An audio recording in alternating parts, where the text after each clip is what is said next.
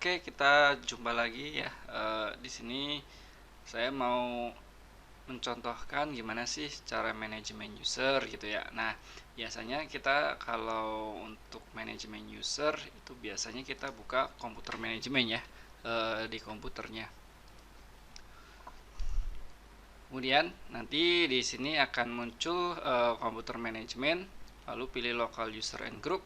Nanti di user ini list usernya ya. Kemudian di bawahnya user itu ada group. Nah, ini list grupnya ya. Udah disampaikan bahwa sistem operasi itu ibaratnya rumah, yang mana di dalam rumah itu ada penghuni ya. Ini penghuninya. Kemudian di dalam rumah itu ada privasinya atau ada kebijakannya. Nah, ini kebijakannya di grup. Di sini kita bisa custom kebijakannya. Di fleksibel aja. Cuman misalkan kita pakai di komputer langsung yang production, nanti usernya akan acak-acakan ya. Nah, untuk mengantisipasinya kita pakai virtualisasi. Supaya apa? Supaya komputer productionnya kita nggak terganggu ya. Jadi langkah pertama kita buka aplikasi virtualisasi, salah satunya Pinet ya. Kenapa Pinet? Karena kita bisa menghapus, mengulang atau melanjutkan itu bisa ya. Tapi kalau misalkan kita pakai production, kalau usernya udah dihapus ya udah, berarti hilang. Data-data di dalamnya juga hilang. Tapi kalau kita pakai virtualisasi Pinet, kita hilang juga nggak masalah karena nggak ada datanya ya. Oke, langkah pertama kita login dulu. Kemudian masukkan username. Nah, kalau sudah di sini create ya, create project baru ya. Pastikan sesuai dengan aturan yang ada di sekolah ya. Misalkan di sini aturannya ada di folder root. Tapi ini fleksibel tergantung aturannya. Kemudian buat project baru di sini ada add new lab. Kemudian namain di sini manajemen user Windows. Oke, kemudian langsung add. Kalau sudah, kita tambahkan device baru ya dengan cara klik kanan, node, nanti kita pilih Windows. Kemudian kita ubah ya. Di sini Windows-nya ada Windows XP, Windows 7, Windows 7 Update dan Windows 10. Kita gunakan Windows 10-nya. Kemudian untuk manajemen user kita nggak gunain network ya, first nick atau communic kita nggak peduliin untuk sekarang karena kita fokus di manajemen user. Yang terpenting di sini adalah RAM. RAM-nya kita supaya adil ya dengan yang lainnya, kita masukkan 1 GB. Misalkan sendirian itu supaya akselerasinya lebih cepat atau aksesnya lebih cepat, ya nggak masalah, kita kembaliin lagi ke yang tadi ya, 4 GB. Kemudian core-nya berapa? Ya menyesuaikan. Tapi kalau kita prakteknya berbarengan, artinya kita berbagi dengan yang lain.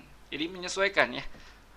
Kalau di sini karena saya pakainya sendiri, pakainya 4 core gitu ya. Nah, ingat di sini saya ulang, di sini menyesuaikan keadaan. Kalau sendirian nggak masalah, tapi kalau keroyokan atau banyakan ya jangan ya, karena kita harus berbagi resource-nya. Kalau sudah, save. Kemudian di sini kita udah ada ya. Kita tinggal jalankan. Kalau di sini posisinya ikonnya abu-abu, artinya ini keadaan stop ya, artinya nggak jalan virtualnya ya. Untuk menjalankannya ada 2 cara, atau ya banyak cara sih sebenarnya, nggak 2 cara. Klik kanan start atau hover. Hover itu kita arahkan kursornya ke icon komputer. Nanti di sini muncul ada play, ada edit, terserah ya. Atau misalkan dari menu sini, di sini ada startup node, nanti di sini start all node. Tapi kalau start all node ini menjalankan semua device yang ada di topologi sini. Misalkan ada 10 berarti dijalankan semua. Tapi kalau misalkan cuma satu atau satu-satu, kita simple aja klik kanan start atau hover start ya. Oke, kita start. Ketika udah biru ya, di sininya udah biru berarti menandakan device-nya udah jalan. Kemudian kalau udah tanda play, artinya kita udah siap konsol ya. Konsol itu untuk mengontrolnya atau settingannya ada di situ gitu ya. Kemudian klik sekali. nanti muncul. Nah, supaya agak enakan kita bisa full screen. Di sini full screen-nya. Ini minimize, ini full screen ya. Ini close. Kalau close tab yang ini. Silahkan di maximize.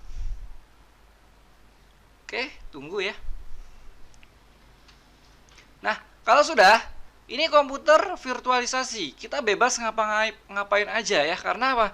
Di sini kita nggak terpatok sama datanya. Kalau data hilang nggak masalah, karena ini virtualisasi, bukan di komputer production ya. Kita acak-acak usernya nggak masalah. Kita kasih password juga nggak masalah. Jadi aman-aman aja. Oke ya. Ingat tadi dengan cara klik kanan start. Ingat ya, startnya jangan di bawah. Kalau ini komputer production, yang ini komputer virtual. Awas, jangan sampai salah. Klik kanan lalu pilih komputer manajemen. Kemudian muncul ya nanti ke local user and group ya.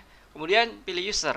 Nah, kalau udah pilih user, di sini ada list usernya ya, atau penghuni komputernya, atau nama-nama user. Kemudian kita tambahkan baru, klik kanan ya. Klik kanannya pokoknya di kotak ini aja, atau bisa klik kanannya pada folder user, bebas aja ya di mana.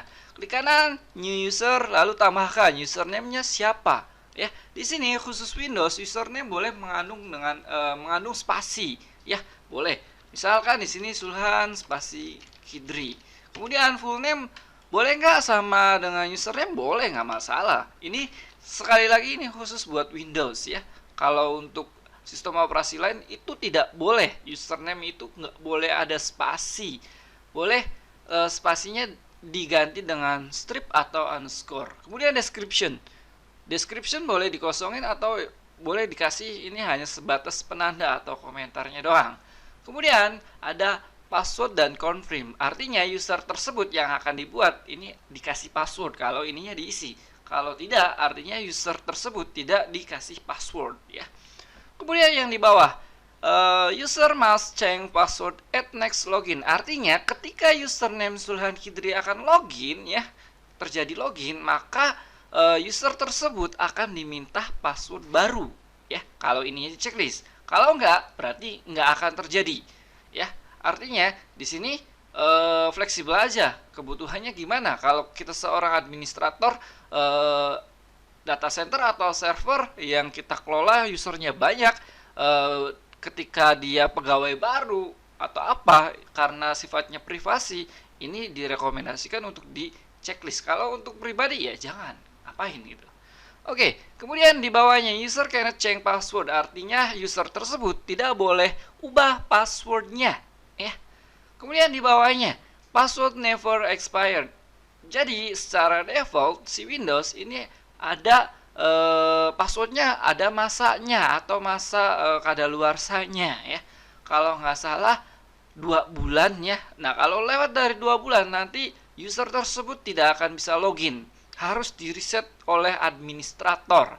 Jadi supaya mempermudah seorang administrator supaya nggak reset lagi atau kebijakannya gimana itu kembali lagi ke kebijakan ya. Kalau misalkan kita hanya sebatas nggak mau repot ya sudah, sini tinggal checklist aja ya. Kemudian di bawahnya cannot account is disabled, artinya akun yang akan kita buat kalau ininya di checklist artinya user tersebut tidak aktif ya, atau tidak dapat digunakan. Kalau misalkan user ini mau digunakan, ini jangan di checklist ya. Oke, seperti ini.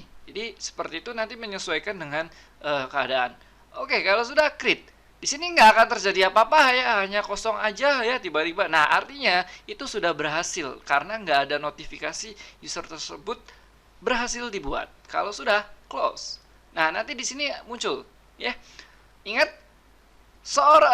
di dalam rumah itu ada yang namanya kepala rumah tangga atau orang tua. Itu hak akses yang paling mutlak atau yang paling tinggi. Nah, ketika kita buat user baru, sama aja kita ajak teman baru masuk, artinya ke rumah. Jadi teman yang baru masuk itu hak aksesnya nggak boleh ngapa-ngapain, hanya sebatas boleh menggunakan fasilitas rumah, tapi nggak semuanya ya.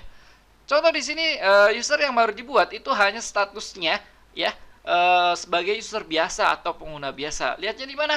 klik kanan pada usernya ya, klik kanan, lalu pilih properties, lalu pilih member of di sini. Nah, ini hanya user biasa.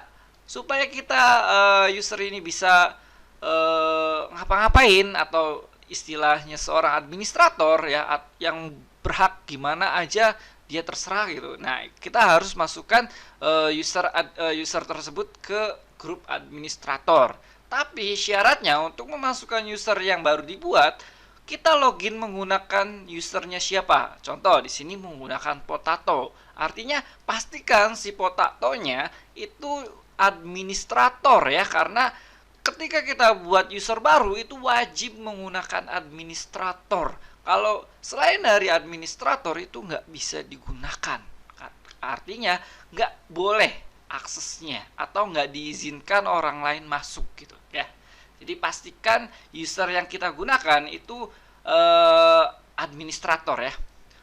Kalau sudah, kita lanjut karena user potato udah fix ya administrator, artinya user potato boleh menambahkan user baru, boleh menambahkan grup pada user baru tersebut ya. Kita tambahkan user Sulhan Kidri menjadi seorang administrator ya. Di sini saya ulang ya, di sini dengan cara klik kanan, properties, nanti pilih member of. Nah, di sini tambahkan membernya, add. Ada dua cara ya, misalkan kalian nggak pengen repot ya, tinggal di sini ketikan administrators. Ingat di sini pakai S ya, karena ini grup. Kalau sudah, check name. Nah, kalau udah muncul kayak gini, artinya grup tersebut ada. Kalau sudah, oke. Kalau sudah, user biasanya kita hapus aja karena dia mutlak seorang administrator, atau kalau di rumah atau di kehidupan sehari-hari dia sebagai orang tua ya. Kalau sudah, remove. Kalau sudah, oke. Nah, kalau sudah, kita uji coba user yang baru dibuat ya. Dengan cara apa? Klik start ya, klik kiri boleh. Nanti di sini ada shutdown, tapi pilih yang paling ujung. Di sini ada restart, ada lock, ada sign out, ada switch user ya. Ini agak nggak kelihatan ya, tapi ada jelas kok di sini. Atau misalkan nggak pengen ribet, klik kanan, lalu pilih shutdown or sign out, pilih sign out ya. Bedanya apa sih sama switch user? Kalau switch user yang tadi digunakan itu masih login, keadaan login. Kalau logout berarti udah logout ya. Logout. Kalau sudah, klik ya. Ini nggak akan muncul loginnya kalau nggak diklik. Klik gitu ya. Nah, di sini ada dua, ada potato, ada Sulhan Kidri. Kalau sudah klik Sulhan Kidri, sign. Tunggu.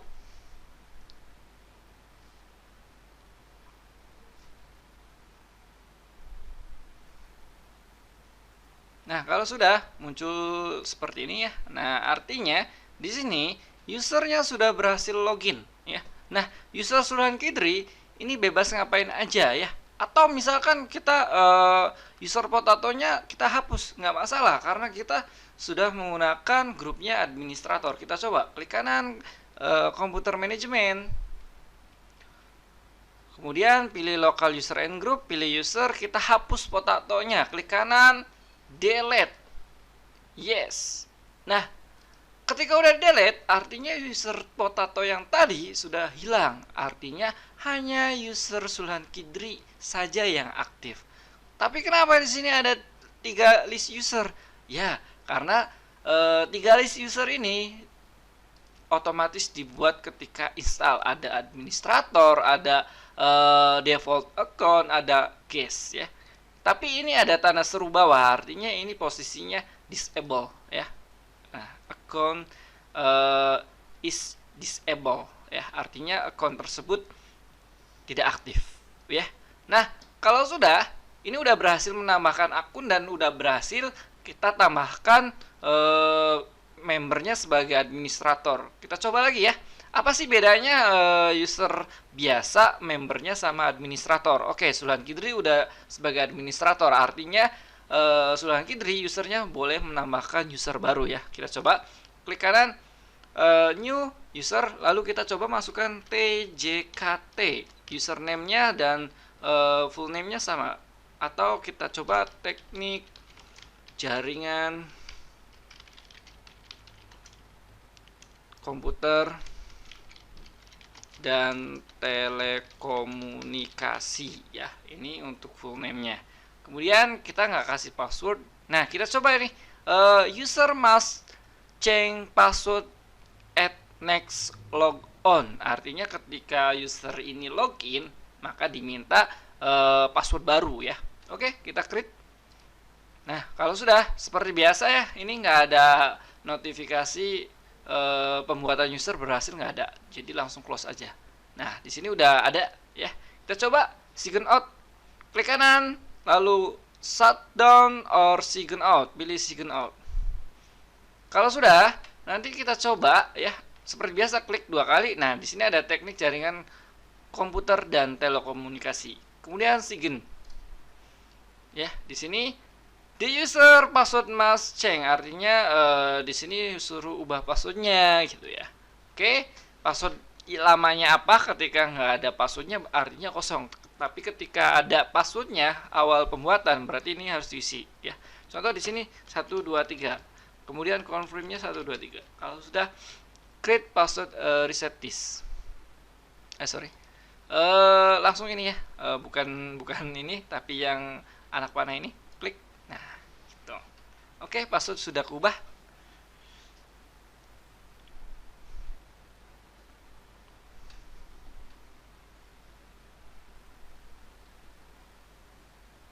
Nah, ini udah kebuka ya. Artinya user TJKT itu membernya hanya user saja. Artinya hanya bisa pakai. Bisa nggak buat user baru? Oh, itu kita buktikan ya. Tapi pasti nggak bisa. Klik kanan, komputer management. Lalu kita pilih local user and group. Kemudian user kita tambahkan baru ya.